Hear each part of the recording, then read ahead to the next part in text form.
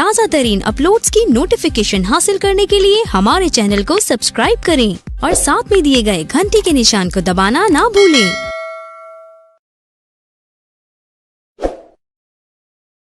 श्री अजा एकादशी महात्म्य। भादौ मास के कृष्ण पक्ष की एकादशी। कुंती पुत्र युधिष्ठिर बोले, हे राजन, हे जनार्दन, अब आप मुझे भाद्रपद मास की कृष्ण पक्ष की एकादशी के बारे में बतलाइए। उस एकादशी का क्या नाम है तथा इसकी क्या विधि है, सो विस्तार पूर्वक कहिए। भगवान श्री कृष्ण बोले, हे राजन, भादों की कृष्ण पक्ष की एकादशी को अजा कहते हैं। इसके व्रत करने से समस्त पाप नष्ट हो जाते हैं।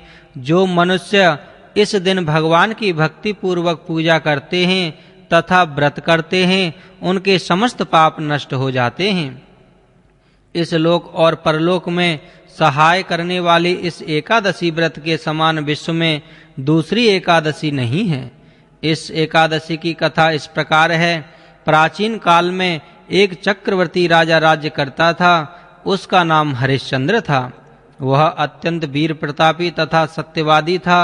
उसने अपनी स्त्री तथा पुत्र को बेच डाला। वह स्वयं एक चांडाल का सेवक बन गया। उसने उस चांडाल के यहाँ कफन लेने का काम किया, परंतु उसने इस आपत्ति के काम में भी सत्य को नहीं छोड़ा।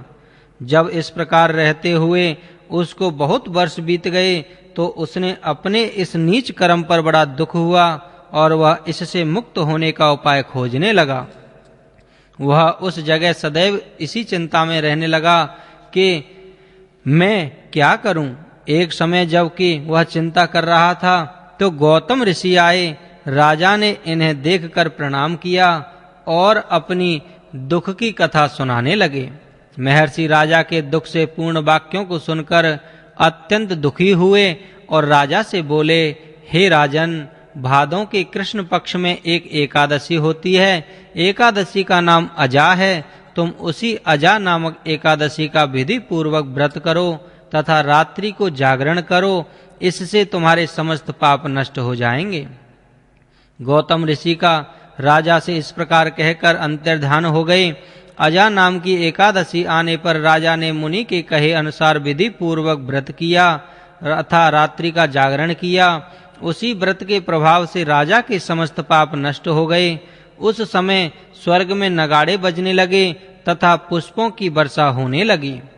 उसने अपने सामने परमपिता ब्रह्मा, भगवान विष्णु, देवराज इंद्र, श्री महादेव जी आदि देवताओं को खड़ा पाया। उसने अपने मृतक पुत्र को जीवित तथा स्त्री को वस्त्र तथा आभूषणों से युक्त देखा।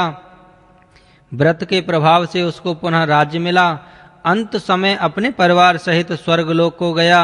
हे राजन, यह सब अजा एकादशी के व्रत का प्रभाव था। जो मनुष्य इस व्रत को विधि विधान से पूर्वक करते हैं तथा रात्रि जागरण करते हैं, उनके समस्त पाप नष्ट हो जाते हैं और अंत में स्वर्ग को जाते हैं। इस एकादशी की कथा के श्रवण मात्र से ही अश्वमेध यज्ञ का फल मिलता है।